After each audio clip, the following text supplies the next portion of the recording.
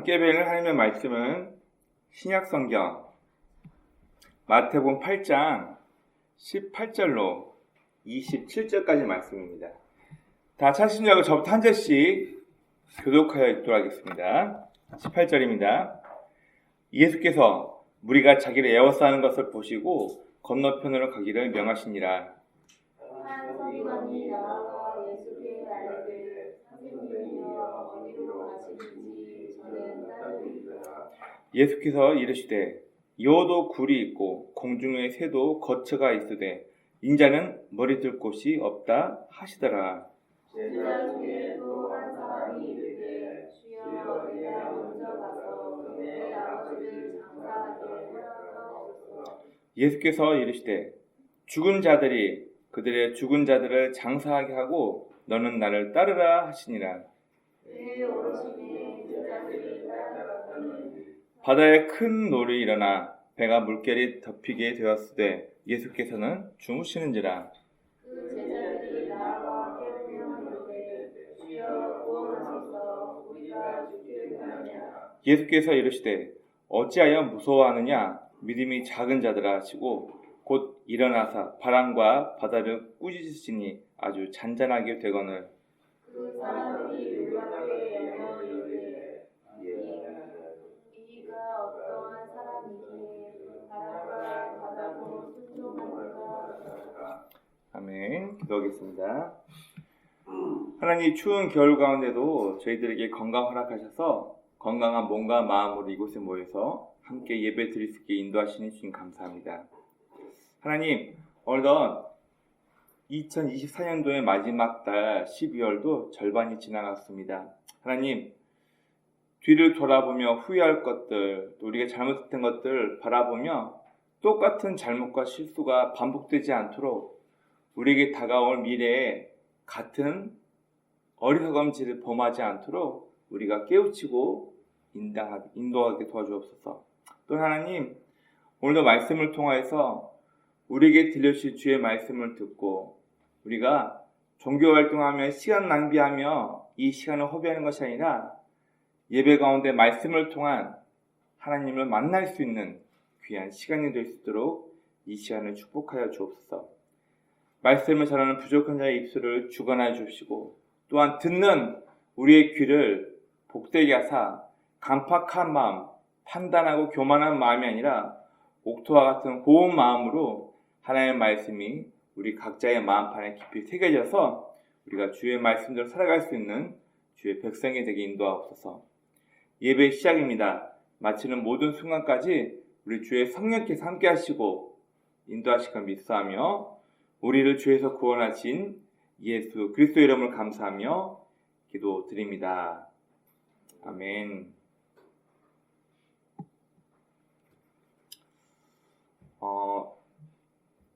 보통 한량이라는 단어를 요즘은 잘 안 쓰는데 시간 낭비하면서 자기 하고 싶은 대로 하면서 이제 시간을 낭비하는 그런 사람들을 예전에는 어른들이 이런 한량 같은 녀석 이렇게 얘기할 때가 있습니다. 놀고 먹고, 그러니까 백소랑 조금은 다른 의미인데 이 한량이라는 단어가 어떤 의미냐면은 못마땅하다.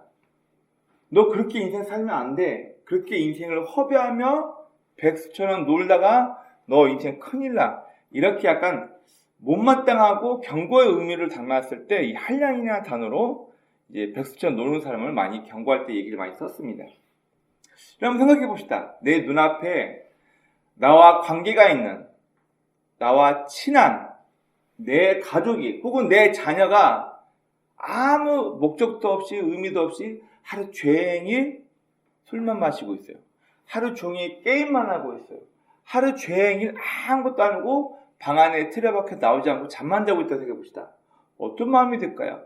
남이면 뭐 그런가 보지.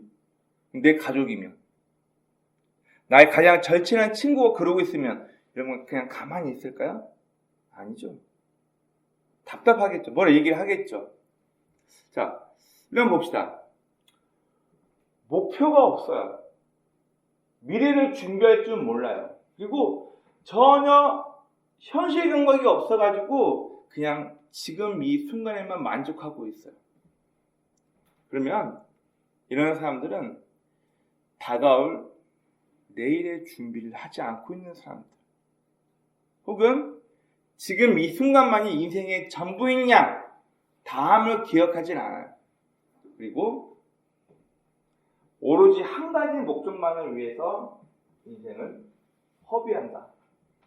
그럼 앞에 있는 저도 가끔 심심하면은 핸드폰 앱을 이렇게 열어봐가지고 재밌어 보이면 저도 가끔씩 게임도 하고 인스타 같은 거 보면은 쇼폼 이런 거 많이 봐요. 근데 저도 예전에 그런 거 몇 번 봤더니 30분, 1시간이 그냥 휙휙 지나가 버려가지고 저는 요즘 아예 그걸 보지는 않습니다. 제가 필요로 하는 것만, 제가 원하는 것만.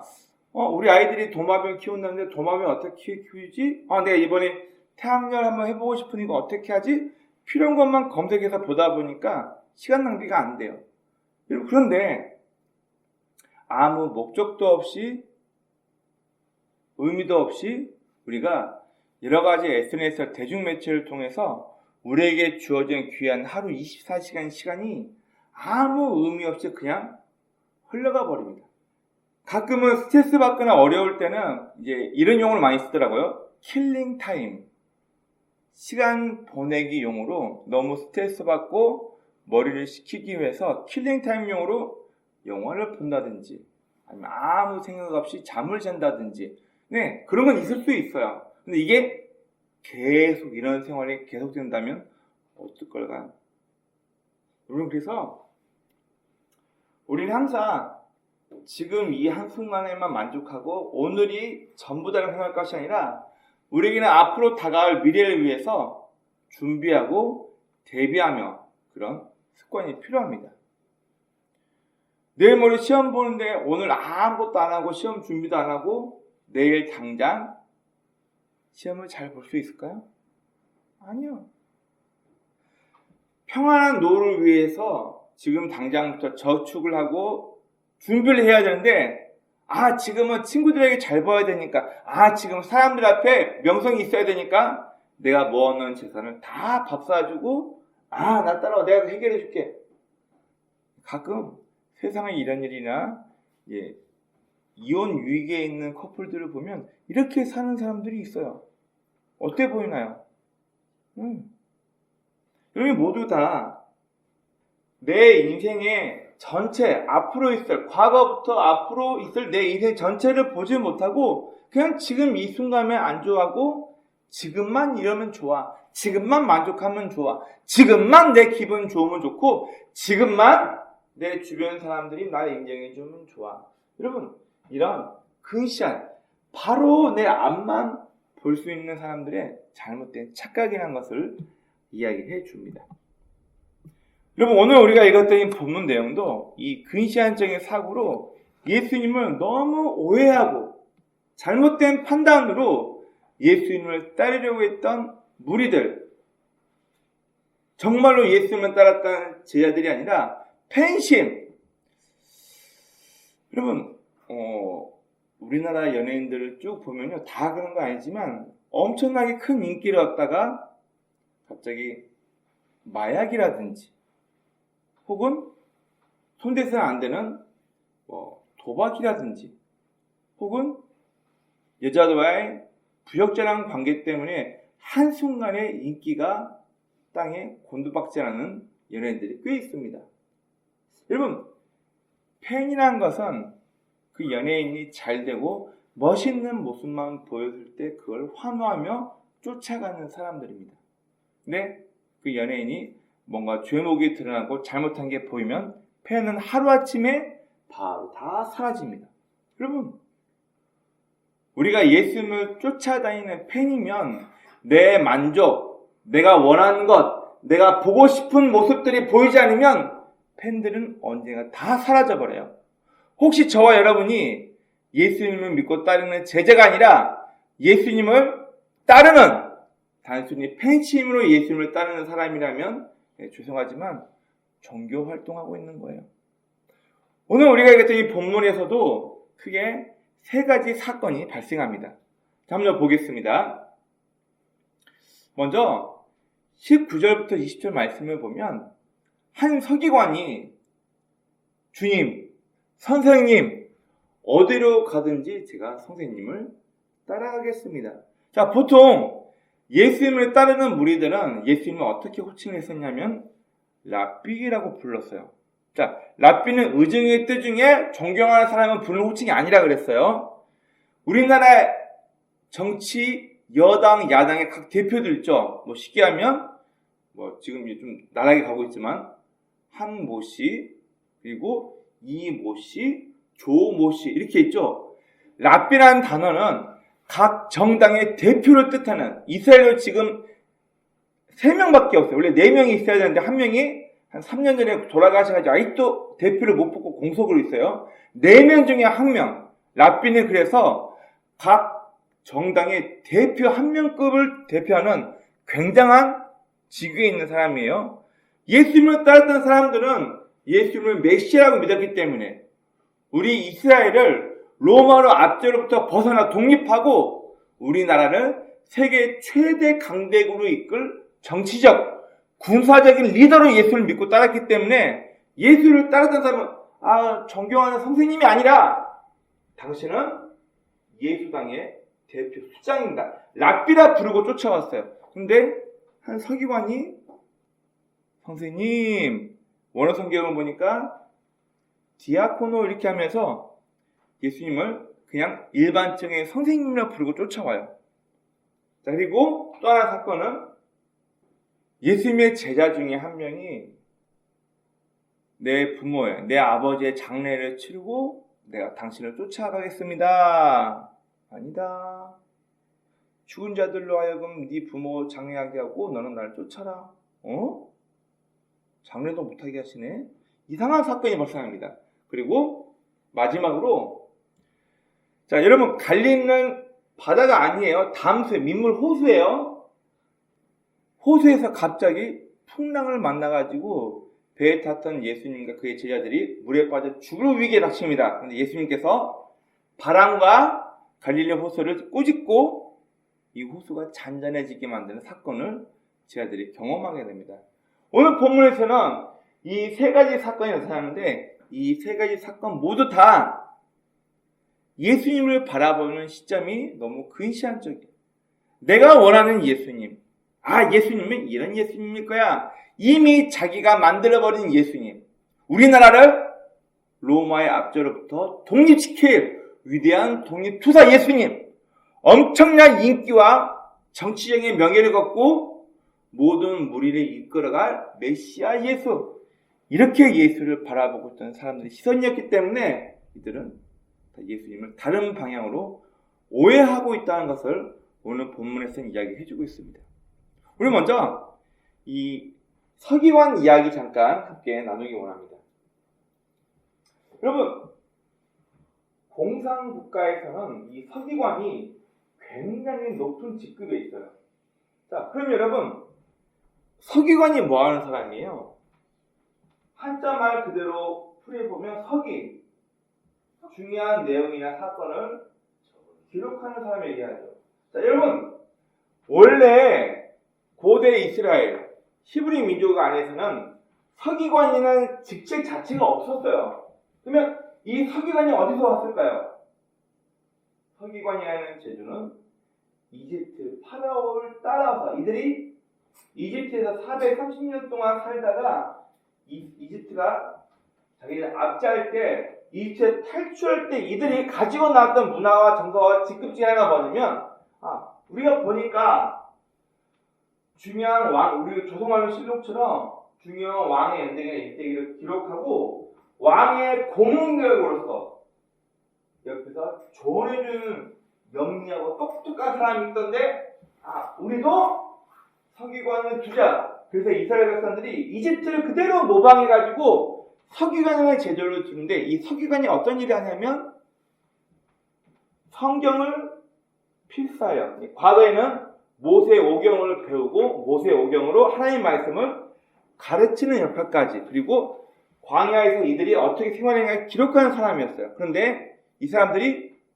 포로기를 거치면서, 그리고 예수님 당시 거치면서 이 서기관의 역할이 뭐냐면 성경을 필사하기도 했지만 단순히 성경을 필사한 것이 아니고 이들은 정치적인 이권을 가지고 바리새인이나 서기관 중에 한 명이 이 서기관이 되어서 하나님의 율법을 공부하고 다른 사람을 가르치는 역할을 했던 사람들이 바로 서기관들이에요. 자, 이야기하면 길어지지만 중간기 때 로마가 이스라엘을 처음 점령했을 때 이스라엘 백성이 참았어요. 근데 참지 못하고 붕괴한데 어떤 일 때문에 이들이 붕괴하게 되냐면 로마가 하나님의 성전의 신전에가 주피터, 이집트가 아니고 그리스 신전에 나오는 신들을 거기다 갖다 놓고 돼지 목을 가지고 와서 하나님의 성전에서 제사를 드리니까 레위 지방이었던 마카베라는 사람이 혁명을 일으켜가지고 전쟁에서 승리합니다. 그리고 로마군은 잠깐 다 몰아내고 그러면 그걸 끝내야 되는데 이 마카비 레위인 이 족속들이 우리가 그러면 새로운 나라를 만들어버리자. 하스모니아 왕조를 만들어버려요. 자기네들이. 레위인들이 그렇게 전쟁에 이기고 나서 그리고 나서 이 이스라엘이 두 파로 나눕니다. 우리는 철저하게 정치적으로 권력을 가지고 행사를 해야 하는 사두개파와 아니야 우리는 그냥 철저하게 하나님의 율법만 가르치면서 율법을 알고 있어야 돼. 사두개파와 바리새파로 나누게 됩니다. 이스라엘 사람 입장에서 보면은 이 사두개파와 바리새파는 독립군 영웅이에요. 근데 이게 점점 시간이 흐르면서 야 내가 누군지 알아? 나야 나 사두개파야. 나야 나 바리새인이야. 이러면서 점점 존경받던 그들이 점점점 타락하게 되면서 사두개파 중 한 명 그리고 바리새파 중에 누군가가 서기관이라는 직책을 가지고 백성들을 가르치고 백성들을 이리저리 정치적으로 이끌기 위해서 이들이 갖고 있던 직책 중에 하나가 바로 서기관이에요. 여러분 쉽게 말하면 서기관이 우리나라 식으로 따지냐면 국회의원이에요. 근데 이 서기관이 예수님을 따를 때 주여 선생님 정당인 랍비란 말을 쓰지는 않아요. 웬만하면 대부분 랍비란 말을 쓰는 랍비란 말을 안 쓰고 그냥 선생님 일반적으로 존경하는 사람을 부르는 저기 선생님 제가 당신을 따르겠습니다. 여러분 이 말에 어떤 뉘앙스가 달려있나요? 나 이렇게 직급이 되는 사람이지만 내가 당신을 후원하는 사람이 될게. 나 이런 서기관이야. 아우 선생님 제가 선생님 후원하는 사람들이 이런 의미예요. 다른 사람들은 정말 예수님을 존경하고 흠모하는 마음으로 랍비라고 따랐지만 이 서기관은 뭐라고 부르나요? 성경 다시 한번 볼까요? 19절 예수께 아뢰되 선생님이여. 원래는 랍비라 나와 있는데 여기 보면은 랍비라는 단어는 안 쓰고 일반적인 선생이라는 단어를 써서 예수님을 쫓아가겠다고 얘기를 해요. 그럴 때는 예수님의 대답이 기가 막힙니다. 자 밑에 20절 말씀 읽어보겠습니다. 시작.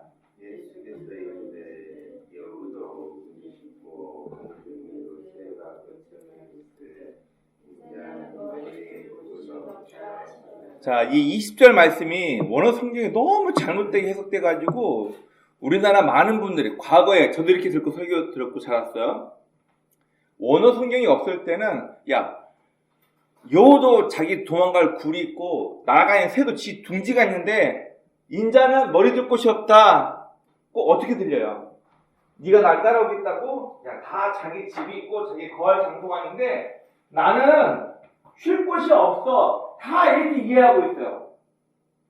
그리고 성경에서 인자라는 단어가 나오면 가끔은 예수님 자기 자신을 인자라고 부를 때가 많은데요. 오늘 불렀던 대부분 성경에서 인자라는 단어는 뭐라고 나와 있냐면 이 휘트스트 안트로포스라는 단어가 쓰여 있어요. 휘트스는 복수형이고 안트로포스가 뭔 말이냐면 사람들, 인간들. 아이고 선생님 제가 선생님을 쫓아가겠습니다. 선생님 후원자가 되겠습니다. 하니까 예수님께서 여도 굴 있고 공중나는 새도 지 둥지가 있는데 인자는 머리 둘 곳이 없다. 잠잘 곳도 없다. 나는 거처가 정해져 있지 않다. 그냥 나 따라올래. 이 말이 아니란 얘기예요. 자, 원어 성경을 보니까 머리 두다 이 단어가 굉장히 재미있어요. 크리노란 단어가 있는데 이 헬라어 크리노가 뭐냐면은 기울다, 마지막 끝이 되다 그런 단어예요. 여러분, 한 정치인이 예수님을 쫓아오겠다고 내가 당신의 후원자가 되겠다고 예언하니까 예수님께서 혀를 차면서 하는 얘기예요. 나 요도 잘 곳이 있고 공중에 새도 둥지가 있는데 나는 머리 들고 잘 곳도 없이 방랑 생활을 할 거야. 그래서 나 쫓아올래? 이 얘기가 아니라 그 정치에 있는 꾸짖으면서 하는 얘기가 뭐냐면은 여러분 이 머리 들다 크리노 단어가 뭐냐면요 종말이 왔는데 깨닫지 못하다 그 뜻이에요. 왜 여호와 공중의 새를 얘기하면 여러분 이스라엘 당시에 여호와하고 공중의 새들은 날이 저물면 자기 몸을 보호하기 위해서 자기 보금자리로 도망가 숨어요. 날이 저물면 예수님이 지금 무슨 얘기를 하냐면 사탄의 통치의 끝이 왔고 이게 하나님의 시대 천국에 도래할 그 시대가 되는데도 불구하고 이미 공중의 새나 여우, 짐승들도 자기네들의 날이 기운 거 알고 숨어서 도망가는데 인자들은 안트로포스 인간들은 이미 날이 기울고 저문 것을 깨닫지도 못하고 여전히 지네 하는 방식들만 살고 있구나. 그 얘기를 지금 탓하면서 하고 있는 거예요. 이미 지금 사탄의 시대가 끝나가고 하나님의 시대가 도래했는데도 불구하고 니네는 아직도 정치적인 권력과 욕심을 탐하면서 나를 쫓아오냐? 아유 한심하다 한심해. 이런 마음으로 지금 예수님께서는 이 서기관을 꾸짖고 있는 거예요. 예, 머리를 꽂았던 얘기는 다가올 미래는 모르고 오늘만 사는 인간들이구나. 똑같은 얘기가 성경 어디에 나오냐면은 창세기에 보면 하나님께서 노아에게 방주를 만들라고 얘기하시니 내가 물로 이 세상을 심판하겠다. 근데 노아가 사람들에게 위험하다 조심해라. 하나님께서 물로 심판하신다. 배를 만들자. 120년 동안 사람들은 노아를 비웃고 저 미친놈 아니야? 왜 산에다가 배를 만들어? 자, 그러는 동안 성경에 보면 노아 시대에 여전히 사람들이 시집가고 장가가고 안일하게 미래를 내다보지 못하고 자기 할 거 하면서 살고 있다라 그 얘기를 하는 거예요. 오늘 본문에서도 여우도 도망갈 굴이 있고 공중의 새도 숨을 둥지가 있지만 인간들은 안트로포스 인간들은 앞으로 다가올 미래 날이 이미 기울었는데 크리노스 날이 이미 기울어서 마지막이 되고 있는데 미래를 보지 못하고 여전히 정치적인 욕심으로 나를 쫓아오고 정치적으로 나의 후원자가 되겠다고 자기 직급을 밝히면서 나에게 오는구나 한심하다. 지금 예수님께서 그 이야기를 하시는 거예요. 왜요? 이 메시아 직급이 있는 서기관은 이 메시아하고 잘 관계만 터놓으면 내가 예수님의 후원자가 되어가지고 예수님이 나중에 로마로부터 우리나라를 독립시킬 때 나도 한자리 하겠지. 저 정치인과 저 사람들이 랍비라고 따르는 저 예수당의 저 수장 예수와 가까이 지내면 나중에 나에게도 이익이 있겠지. 이런 단순한 인간적인 목적을 가지고 미래를 바라보는 시선 없이 오늘만 사는 인간들에 대해서 예수님께 이들은 책망하고 있는 것입니다. 여러분 다시요.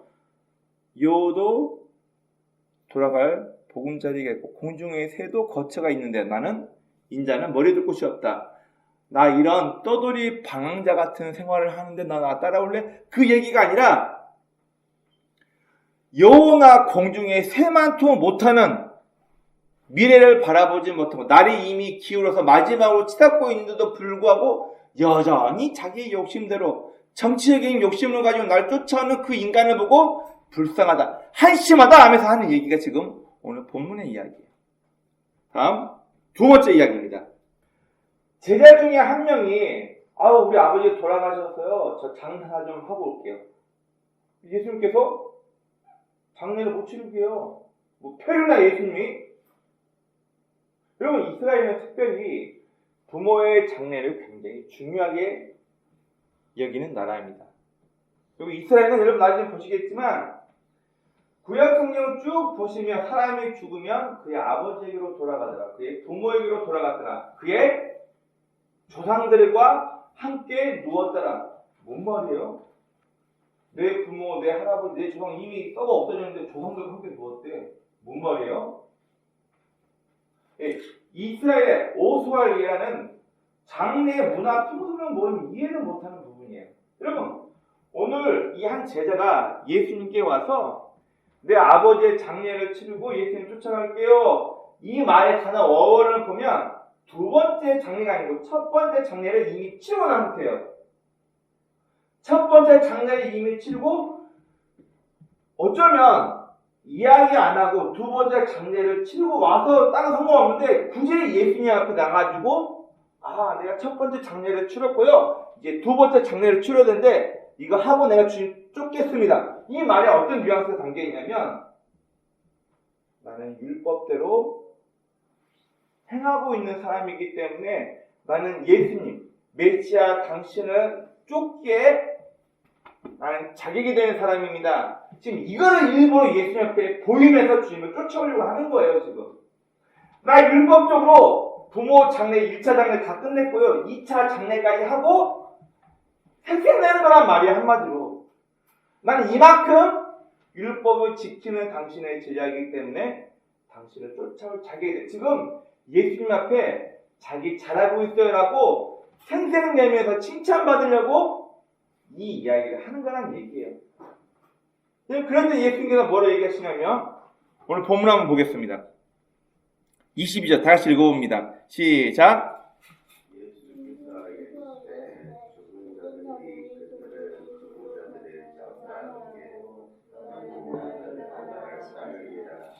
네. 그럼 이 말은 너 폐륜하더라. 네 아버지 죽었던 말이다. 장사 지내지 말고 나 따르라. 그 얘기가 아니라 이 사람이 왜 예수님에게 와가지고 굳이 생색내면서 이 이야기를 하고 있는지 알고 계셨기 때문에 그 제자를 가르치게 하신 얘기예요. 그러면 죽은 자가 어떻게 죽은 자를 장사 지내요? 자, 예수님께서 이 이야기를 하신 이유가 뭐냐면 영적인 생명이 없는 사람 누구나 다 하는 부모 장례는 1차 장례 이미 끝났으니까 2차 장례는 너는 지금 생명을 하나님의 말씀을 쫓기 위해서 나를 따르고 있지 않냐? 더 중요하고 시급한 것을 놔두고 왜 너는 일반인이 누구나 다 할 수 있는 것을 굳이 생색내면서 나에게 말하고 하려고 하냐? 더 중요한 건 너는 지금 나와 함께 하나님의 말씀이 무엇인지 배우고 따르면서 하나님의 방법대로 인생을 사는 것이 중요하다. 그 이야기를 뭐가 긴박하고 우선인지는 이야기해 주시는 거예요. 자, 그러면 첫 번째 장례를 이미 치렀다고 보는 원문을 보면은 나와 있고 두 번째 장례가 남아 있다는 얘기예요. 자, 그러면 두 번째 장례 한번 사진을 보겠습니다. 자, 요거는 한 40년 전쯤에 제 스승의 스승 고세진 박사님께서 정말 어렵게 이스라엘 한 귀족 부자의 집에 들어가서 그들의 가족묘를 찍어온 거예요. 이게 죽은 사람을 시체를 집어넣는 가족묘입니다. 여기가 들어가는 입구이고 여기가 계단 3개 있고 이쪽에 사람이 이제 드나들고 여기 보면 이렇게 너다란 돌판이 있어가지고 여기 위에다가 시체를 놓는 거예요. 여기 보세요. 여기 보세요. 뭔가 전부 다 사람 뼈입니다. 이게 이스라엘 장례 풍습이에요. 여러분 복음서를 보면 예수님께서 돌아가셨을 때 여자들이 향품을 가지고 예수의 몸에 바르러 갔어요. 이 향품이 뭘까요? 이 향품이 뭐예요? 우리가 참 한자말 그대로 의지하다 보니까 잘못된 해석이 너무 많다고 했어요. 향품이 아니고 몸 빨리 썩으라고 바르는 동물성 기름이에요. 이스라엘 땅은 건조하기 때문에 시체가 안 썩어요. 그러니까 장사 지내기 위해서 일주일 동안은 시체의 몸에서 썩은 일 나지 말라고 일부러 그냥 향나는 향품을 뿌려요. 일주일 동안 사람들이 시체에 어떻게 장례를 치르냐면 이렇게 시체 얼굴이 있으면 자 순서가 뒤바뀌면 큰일 나요. 내 입에다가 먼저 입 맞추고 시체에 죽은 사람의 머리에 손을 얹고 애도를 표하는 게 이게 이스라엘의 장례 풍습이에요. 조문 오는 거예요. 그 조문 오는 동안 시체가 확 썩지 않는단 말이에요. 그러니까 약간의 향수만 나게끔 알코올과 향수를 섞어가지고 시체 몸에 쓱 뿌리고 냅둬요. 그리고 조문이 끝날 때쯤 되면은 사람을 썩으라고 동굴에 집어넣는데 그냥 동굴에 있는 게 아니고 이런 가죽에다 집어넣고 시체 온 얼굴, 온 몸, 구석구석 뭘 바르냐면은 동물성 기름을 발라요. 이스라엘은 건조해서 가만히 냅두면은 시체가 아니라 미라, 우리 마뱀이 봤죠? 그냥 말라버려요. 자, 그렇기 때문에 시체가 잘 썩으라고 몸에다가 동물성 기름을 바르는 거예요. 여러분 보면 잘 보세요.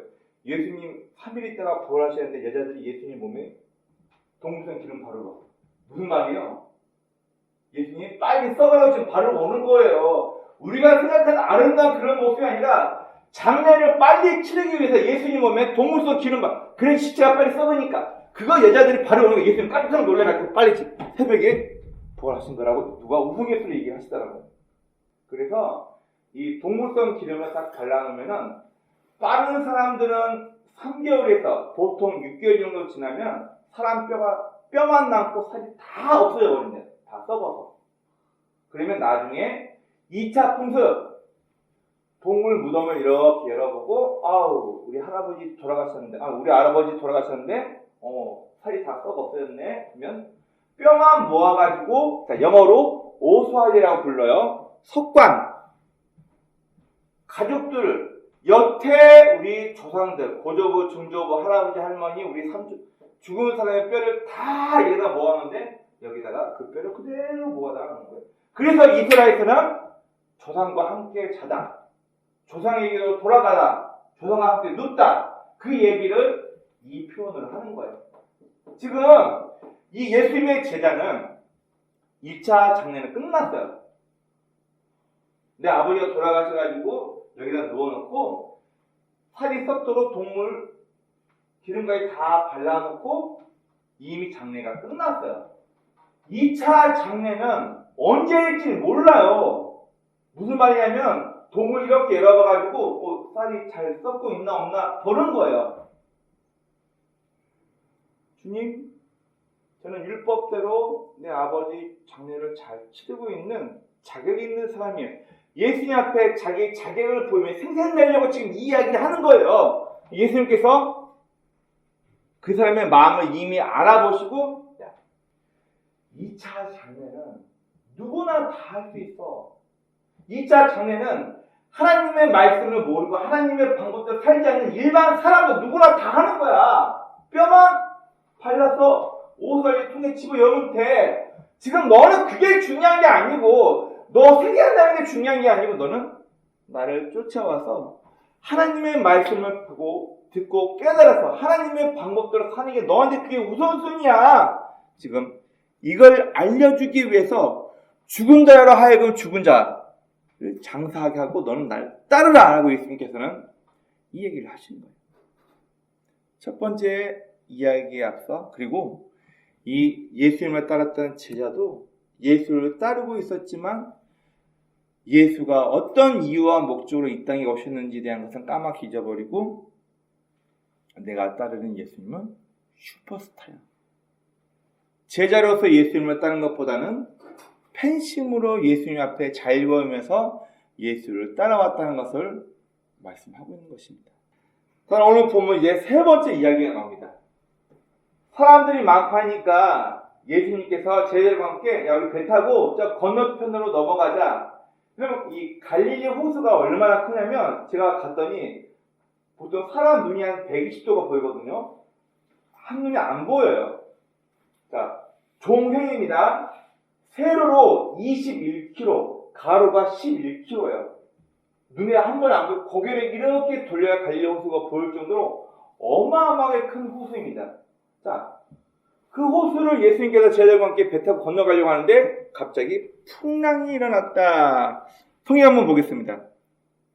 23절부터 배에 오르시며 제자들이 따랐더니 자, 바다. 왜 갈릴리 호수를 바다라고 한번 설명했어요. 자, 이스라엘 단어에서 많은 물을 뭐라고 표현하면 하얌이라고 불러요. 하얌. 이 얌이라는 말이 뭐냐면 많은 물이 모아져 있는 것을 얌이라고 부르는데 바다도 얌이라고 부르고 물이 많이 모이는 호수도 얌이라고 불러요. 나중에 구약까지 넘어보면 이 얌이라는 게 뭐냐면 물의 세계를 지배하는 물의 괴물 얌이라고 불러요. 물을 지배하는 공포의 대상이었던 큰 물을 얌이라고 불렀기 때문에 이스라엘 사람들은 바다도 얌이라고 부르고 물이 많이 모여있는 그리고 깊은 곳을 다 얌이라고 불러요. 언어가. 그래서 갈릴리 바다라고 부르는 실제 소금 성분 없어요. 얌이 담수의 민물. 자, 그런데 민물 호수에 갑자기 풍랑이 일어나서 죽을 뻔합니다. 근데 예수님은 배에서 고온히 주무셔. 제자들이 깨우는 거야. 아우 주님, 우리 지금 파도 때문에 죽을 것 같은데 왜 아직도 주무시고 계시면 좀 어떻게 좀 해보세요. 그래? 성경에서는 파도와 바다를 꾸짖으셨더니 갈릴리 호수가 잔잔해졌더라. 그리고 제자들을 향해서 이 믿음이 작은 자들아 왜 두려워하느냐. 마지막 말씀이 더 웃깁니다. 자, 26절. 예수께서 이르시되 어찌하여 무서워하느냐 믿음이 작은 자들아 하시고 곧 일어나 바람과 바다를 꾸짖으시니 아주 잔잔하게 되거늘. 27절. 그 사람들이 놀랍게 여겨 이르되 이가 어떤 사람이게 바람과 바다도 순종하는가. 정치적인 리더일 줄만 아는데 이 사람 뭐하는 사람이길래 파도가 그 말을 듣고 바람이 그 말을 듣고 잠잠해지네. 이 사람 도대체 누구야? 이러는 거예요. 자, 우리 이따 고모로서 한번 가봅시다. 여러분, 호수에 파도가 치면 그냥 바람이 좀 불면은 물결 정도 살짝 치는 정도는 있는데, 여러분 이스라엘 가면은 특히 우기 5시 이후가 되면 높이 2m 정도 파도 실제로 칩니다. 그리고 호텔 앞에 수영 금지 표지판이 다 박혀 있어요. 실제로 있다 사고가 나니까. 자, 낮 시간에 찍은 갈릴리 호수하고 저녁 시간에 찍은 갈릴리 호수 사진 한번 볼게요. 이따가. 자, 이게 너무 제가 파노라마로 찍다가 포기한 사진인데 너무 넓어요. 지금 이게 여기부터 이렇게 돌아가야지 11km 정도 되는 갈릴리 호수가 보여요. 여기는 요르단이에요. 요르단. 자, 근데 저녁이 되면 이렇게 돼요. 전혀 틀려요. 자, 그리고 한 유튜버가 갈릴리 선착장 가가지고 찍은 사진이에요. 이때 파도가 4m였습니다. 자, 보세요. 여기가 수평선이라고 보시죠. 수평선 어떻게 되나? 수평선이 지평선을 잡아먹었죠. 무슨 얘기예요? 파도가 이렇게 몰려오고 있는 거예요. 이렇게. 이게 지금 지평선이 수평선에 보였는데 이게 이렇게 파도 치면서 이렇게 올라오고 있는 거예요. 여기 보세요. 이렇게. 혹시 못 믿으시겠으면 인터넷 검색하시면 갈릴리 호수 풍랑 해가지고 실제로 오후 시간에 4m까지, 기록으로는 5m까지 파도가 친 적이 있대요. 그러면 이게 왜 그러냐면은 우리 생각으로는 호수에 어떻게 2m, 3m짜리 파도가 치나 그러는데 여기는 저녁마다 이런 식으로 파도가 쳐요. 그래서 이 갈릴리 호수 동쪽, 요르단이죠. 요르단 쪽에 속해 있는 호텔 앞에는 전부 다 수영 금지 표면이 꼭 붙어 있어요. 위험하다고. 근데 꼭 이거 무시하고 수영하다가 익사자가 꼭 한 명씩 나오세요. 자, 지형을 좀 이해해야 되는데, 여러분 갈릴리 호수는 옆에 지중해 해수면보다 211m 밑으로 들어가 있어요. 그리고 여기 보면은 아르벨 산이라고 굉장히 깊은 협곡이 있습니다.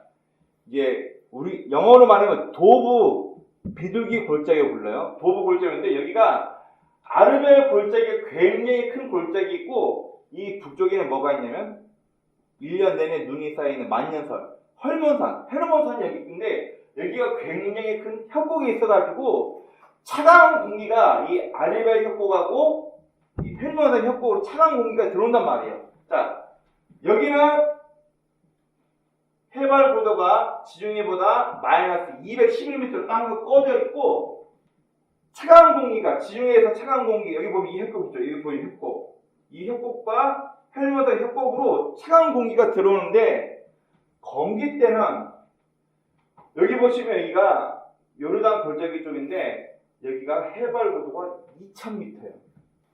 그러면 여기 보세요. 바다가 이렇게 있으면 갈릴리 호수는 210m 떨어져 있고 요르단 골짜기는 2000m예요. 엄청나게 차이가 났단 말이에요. 그러면 평상시 건기 때는 이 아랍 쪽에서, 사우디 쪽에서 고온 다습한, 아주 건조한, 다습이 아니죠. 고온 건조한 바람이 계속 부니까 이게 에르베르 골짜기하고 헬몬산 골짜기의 천 냉기성 기류가 못 와요. 근데 언제 이게 갑자기 돌풍이 부냐면 우기 때. 우리나라 북반구에서는 편동풍이 분다고 하나요? 편서풍이 분다고 하나요? 지구 어디로 돌아요? 우리나라 어디서 해가 떠요? 남쪽. 우리나라는 지구 자전이 이렇게 서쪽으로 도니까 실제로 보면 동쪽에서 해가 뜨는 것처럼 보이잖아요. 그래서 북반구에서는 편서풍이 분다고 얘기하고 반대 남반구에서는 편동풍이 분다고 그래요. 지구 자전이 이렇게 하니까. 자, 편서풍이 우기 때는 이 헐몬산 골짜기하고 에르베르 골짜기로 엄청나게 강한 바람이 부는데 여기에 병풍차 2000m짜리 고도의 요르단 골짜기가 있으니까 이걸 치고 넘어가요? 못 넘어가요? 못 넘어가니까 여기서 오는 바람이, 돌풍이 이 갈릴리 호수에서 휘돌아버린다는 얘기예요. 그래서 실제로 건기 때보다 우기 때 저녁이 되면은 돌풍이 실제로 불어가지고 순식간에 2m, 3m, 기록으로는 5m까지 파도가 높게 칩니다. 네. 지금 그래서 학자들은 물론 평상시에도 이 돌풍이 불 수 있는데 아마 우기 때가 아니냐. 우기 때는 정말 큰 파도가 부으니까요. 여러분 지금 예수님의 제자들 대부분이 이 갈릴리 호수에서 몇 년간 물고기 잡으며 어업 활동해왔던 어부들이에요. 몰랐을까요? 그럼 저도 제 아버지와 함께 전남 여수에서 낚시할 때 지금이 6물이고 7물이니까 물때 빠질 때 바람 불면서 물이 밀물이 들겠구나. 썰물이 있구나. 오늘은 서풍이 부니까 물고기 안 잡히겠구나. 여러분 저도 이 정도를 배웠어요. 알아요. 낚시하다 보니까. 그러면 갈릴리 호수에서 몇 년간 어업을 해와며 살아왔던 예수님의 제자들이 이 지리적인 요건과 돌풍이 한 번씩 분다. 이걸 알았을까요? 몰랐을까요? 그럼 대부분 다 어느 정도 알았을 거예요. 그런데 대처하지 못할 정도로 큰 돌풍을 만나서 큰 파도를 만났다. 우리가 다 죽게 됐는데 예수님 아직도 배에서 주무시고 계시네. 그 예수님을 깨워갖고 살려달라고 하는 얘기를 한 거 보니까 학자들은 아마 이때가 돌풍이 심하게 불었던 우기 때가 아니었을까. 아라비아 사막에서 오는 고온 건조한 바람보다 지중해성 서풍이 너무 세버려가지고 여기 안에서 2000m 고도를 못 넘어가니까 여기서 바람이 돌아버리니까 굉장히 큰 파도가 쳤을 것이다 라고 학자들은 예측을 합니다. 자, 그런데 모르겠어요. 배가 이제 전문용어로 엔딩, 홀딩, 파도를 만나는 배가 이렇게만 아니고 트위스트 치면서 이렇게 움직여요. 저 15일 동안 실습을 해보니까 배가 이렇게 움직여요. 근데 예수님은 주무신데 예수님 입장에서는 걱정하실 게 없는 거죠. 근데 제자들 입장에서는 너무나도 큰 파도를 만나가 불안한 거예요. 예수를 깨웁니다. 자, 그런데 예수님께서 파도와 바람을 꾸짖으시니 바다도 잔잔해지고 바람도 불지 않고 평온한 갈릴리 호수가 되니까 오늘 본문의 마지막 27절에서 그 사람들이, 여기 예수님의 제자들이에요. 그 사람들이 놀랍게 여겨 이르되 이가 어떤 사람이기에 바람과 바다도 순종한가더라. 놀란 거예요. 헐. 예수님이 그냥 위대한 정치가, 우리나라를 로마 압제로부터 독립시킬 독립투사, 군사적인 메시아, 독립을 가져올 메시아, 이 정도만 알고 있는데 어떻게 대자연이 예수님 말씀 한마디에 순종하지? 놀란 거예요.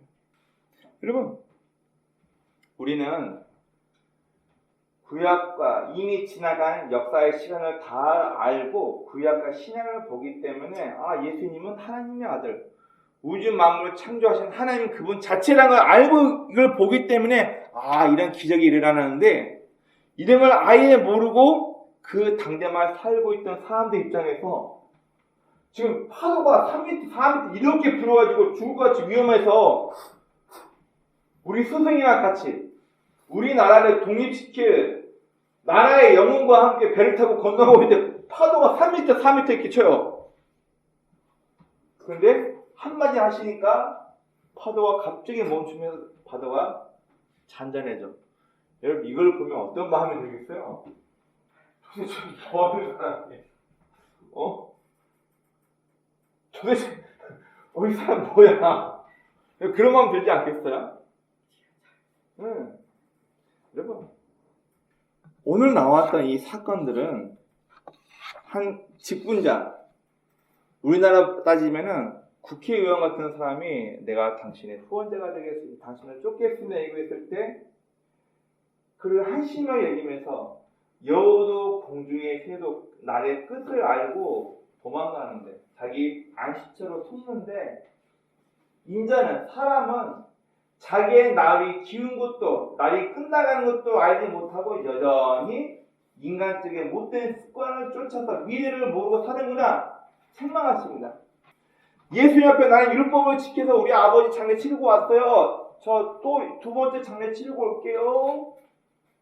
생생내는 제자를 향하여서 뭐가 인생에 가장 급박하고 중요한 우선순위인지를 알려주시며 얘기하십니다. 호수를 건너갈 때 예수님에 대한 단순히 메시아, 위대한 전쟁 영혼, 독립투사쯤을 알고 있었는데 그 예수가 자연 현상을 마음대로 조작해버리시네. 헐, 뭐지? 이 세 가지 사건이 다 왜 일어났냐면은, 여러분, 예수님을 오해했기 때문에. 우리가 알고 있는 메시아, 우주 만물의 창조자, 통치자, 최고의 신인 하나님, 인간이신 예수님을 바라본 게 아니라 단순히 이스라엘을 독립시킬 독립투사쯤으로 봐왔기 때문에 신으로 예수님을 믿은 것이 아니라, 내 영혼의 구원자 메시아를 믿은 것이 아니라 독립투사쯤으로, 독립운동하는 정치가쯤으로 예수를 봐왔기 때문에 이들이 이런 오해를 하는 것입니다. 여러분, 아직도 사람들은 예수님을 메시아로 보지 않아요. 우리가 생각하는 그 메시아가 아니라 자기네 나라를 로마의 압제로부터 독립시킬 메시아, 그 정도만 보는 거예요. 이들은 다 최고의 권력과 예수만 원했을 뿐이에요. 그리고 인생에 있어서 사역, 하나님의 방법대로 가르치고 하나님의 방법대로 인생을 사는 것이 가장 중요한 긴박성을 모르고 생색내면서 예수 앞에 이야기했던 그 제자를 향해서 뭐가 우선순위냐, 뭐가 더 중요한지를 알려주십니다. 그리고 내가 원하는 수준의 종교만을 원했던 거예요. 갈릴리 호수까지 잔잔하게 만들었던 그런 예수를 원한 게 아니라 단순히 정치적인 리더로 내가 이분이랑 좀 친하게 지내면 이분이 정치적인 수장이 됐을 때 나한테 좀 콩고물이 떨어지겠지. 내가 다시 후원할게요. 속된 말로 보험을 든다 그래요. 보험. 내가 정치인 누구하고 친해가지고 이 사람이 나중에 권력 잡으면 나한테 좀 이익이 있어. 그 얘기로 지금 그런 시선으로 지금 예수는 보고 쫓아왔다는 거예요, 제자들이. 그래서 제가 초반에 말씀드렸던 것처럼 이들은 제자가 아니라 단순히 예수님의 팬이었다는 것을 오늘 본문에서 이야기해 주고 있는 것입니다.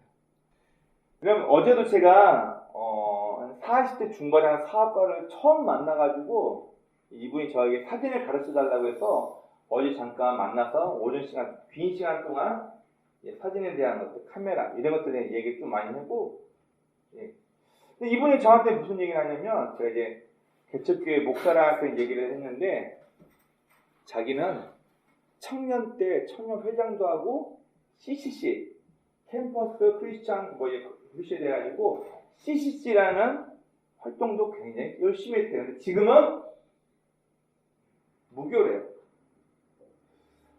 제가 이제 전도하다 보면은 어제뿐만 아니라 내가 과거에는 교회 정말 열심히 했었어. 교회 정말 열심히 다녔어. 이런 사람들 많이 만납니다. 근데 지금 왜 교회를 안 다니시냐 물어보면은 실망했대요. 뭐예요? 사람에게 실망해서 교회 안 다닌다 그런 사람보다는 내가 열심히 하나님을 믿고 봉사도 많이 하고 예배도 잘 드려도 내 삶이 낮은 게 없던데요. 내가 몸이 아팠을 때, 위기가 닥쳤을 때 도와달라고 그렇게 애걸 먹고 기도했는데 내 소원 안 들어주던데요. 내 기도 안 들어주던데요. 여러분, 대부분의 사람들이 이런 이유로 예수를 안 믿었다고 저에게 다 얘기를 합니다. 지금 우리도 교회를 다니고 예수를 믿고 있습니다. 하지만 우리에게 정말 위험한 기독교 신앙은 여러분 이런 것 같아요. 내가 원하는 하나님. 내가 예수 믿었는데, 내가 십자가 예수 믿었으니까 나한테 이 정도 특권이 있어야 되는 거 아니야? 내가 이만큼 기도했으니까 좀 로또 복권 한 장 당첨되고 우리 아들 문제 해결하고 우리 남편도 이번에 사업 잘 되가 대박 나야 되는 거 아니야? 내가 이만큼 교회에서 헌신하고 봉사하는데 왜 이게 뭐지? 여러분, 정말 위험한 잘못된 신앙의 방법입니다. 하나님은 오로지 나만 봐야 돼. 여러분, 이런 분이 의외로 많더라고요. 제 선배 목사님 중에서 교회에서 가장 위험한 마귀가 사람 마음에 틈타는데 그 마귀의 위험은 섭섭마귀래요. 섭섭마귀. 목사님 섭섭해요. 하나님 나 이만큼까지 철학기도하고 열심히 섭섭해요. 하나님 나 새벽 예배 한 번도 안 빠지고 이렇게까지 열심히 하는데 왜 내 자식이 이번에 서울대 못 갔죠? 이번에 왜 남편 승진해서 떨어졌죠? 나 이렇게까지 기도했는데 왜 우리 남편, 우리 자식 이번 병이 안 낫죠? 섭섭해요. 섭섭마귀가 그 마음에 들어가면 신앙이 무너진다고 선배 목사님과 그런 이야기를 하신 적이 있습니다. 여러분, 우리 종교 생각해 보십시오. 내가 돌이나 나무로 부처 모양을 잘 만들어가지고 복 주세요. 내가 만들어 놓고 거기한테 잘하고 빌면서 복 주세요. 이러고 있어요. 그러면 상식적으로 생각해 봅시다. 그게 날 위로할 수 있나요? 내가 정원을 막 정성스럽게 바위다가 돌상 부처 모양 생겨놓고 그러면 내가 만든 그 돌상이 나를 보호해주고 축복해주나요? 생각이 너무 이상하지 않아요? 내가 정성을 들였으니까 나에게 좋은 것만 줄 거야. 나에게 축복할 거야. 그런가요? 여러분, 위험한 기독교는 이 종교가 나를 위로하고 나만을 위해서 나에게 좋은 것만 줄 종교로 생각하고 우리가 신앙생활하면 위험해요. 자, 기독교는 여러분 민주주의가 아니에요. 얼마 전에 우리나라 윤 대통령 탄핵했습니다. 정치 이야기는 별로 하고 싶지 않고, 자, 민주주의, 국민들이 한 국가의 수장이 폭주하는 걸 막기 위해서 그를 끌어내렸습니다. 여러분, 기독교가 민주주의일까요? 여러분, 기독교는 절대 민주주의가 아닙니다. 착각하지 마세요. 다수의 사람이 이야기를 쫓아간다? 여러분, 죄송하지만 그 이전에 기독교는 민주주의가 아니라 성경에 뭐라 쓰여져 있는 하나님 말씀이 최우선입니다. 좀 속된 말로 얘기하면 기독교는 하나님 말씀 독재입니다.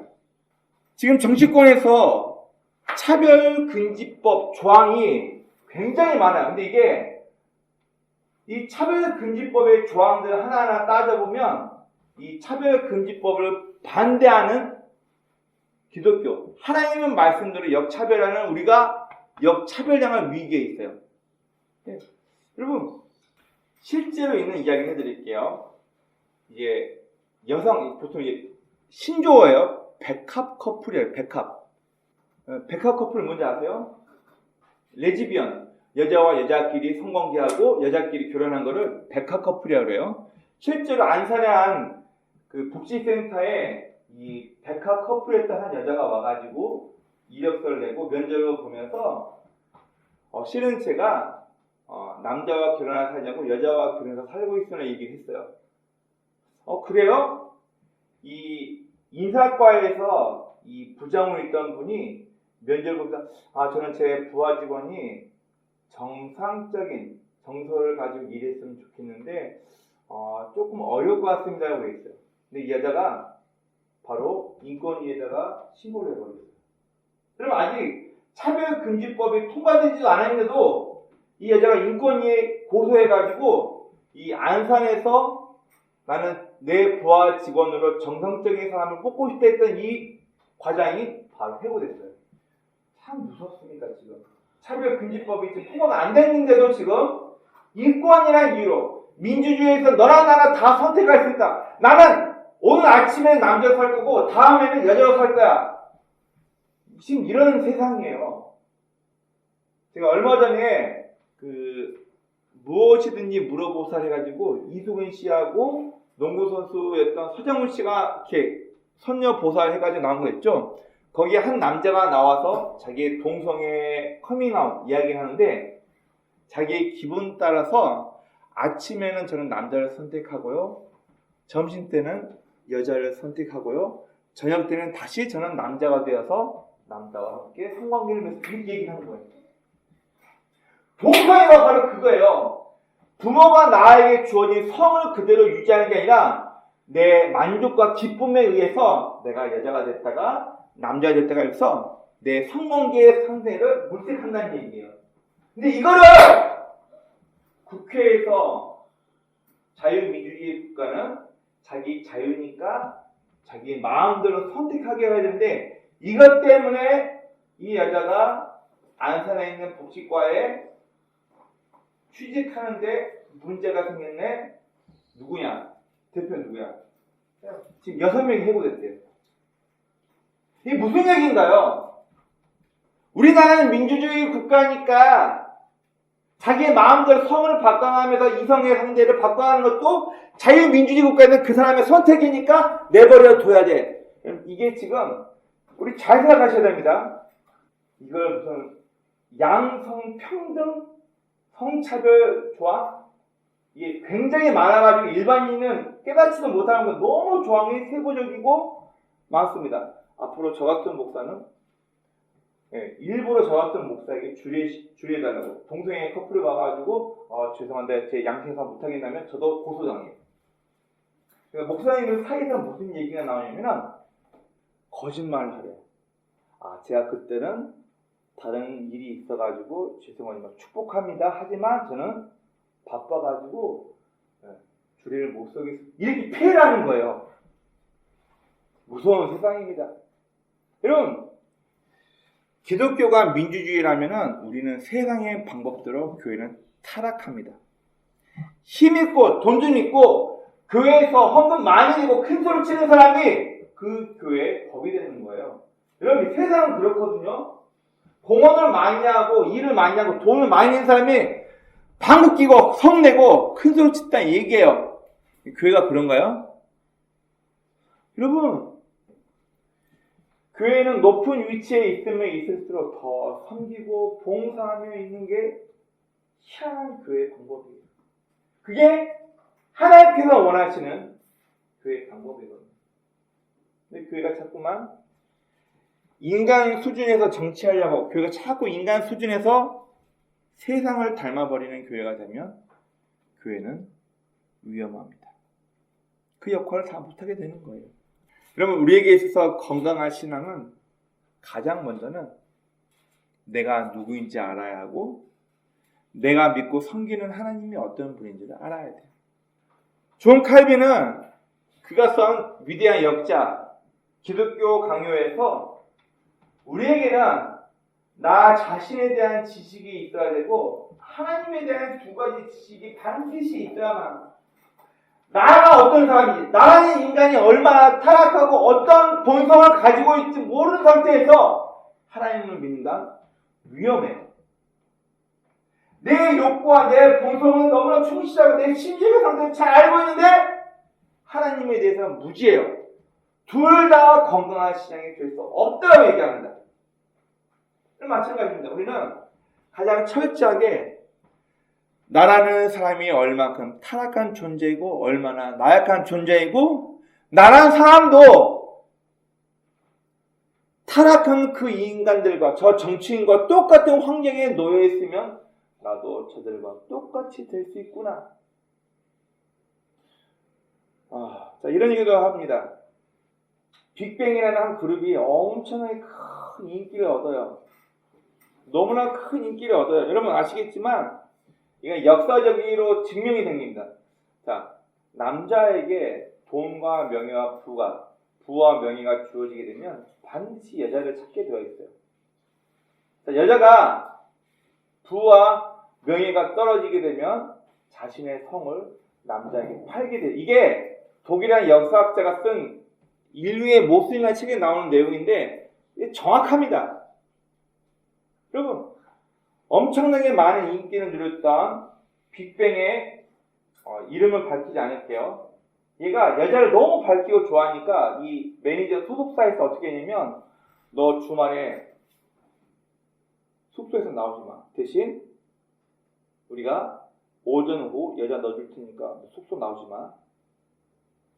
나가면 나이트 가고 일반인 만나서 사고 치고 그러니까 회사 매니저가 몸파는 여자를 사가지고 그 빅뱅 누구 집에 숙소에 계속 넣어준 거예요. 아침으로 저녁 점심 나오지 말라고. 그냥 여자를 들고 놀다가 사고 치지 말고 있어요. 그럼 이게 연예계예요.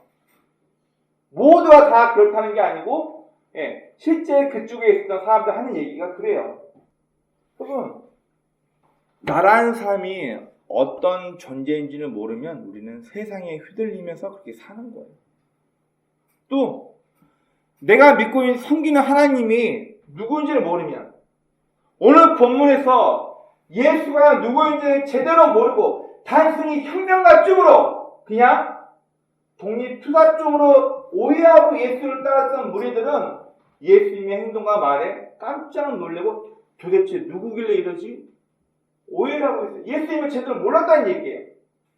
여러분, 저와 여러분들도 내가 어떤 사람인지를 명확히 모르고 우리의 믿음의 대상, 우리가 주여 주여 주인이라고 부르거든요. 난 노예가 되는 거거든요. 주여 주여 부르면서 우리가 믿고 섬기는 하나님이 어떤 분인지를 명확히 모른다면 앞에 있는 저도 여러분들도 건강한 신앙을 영위할 수 없습니다.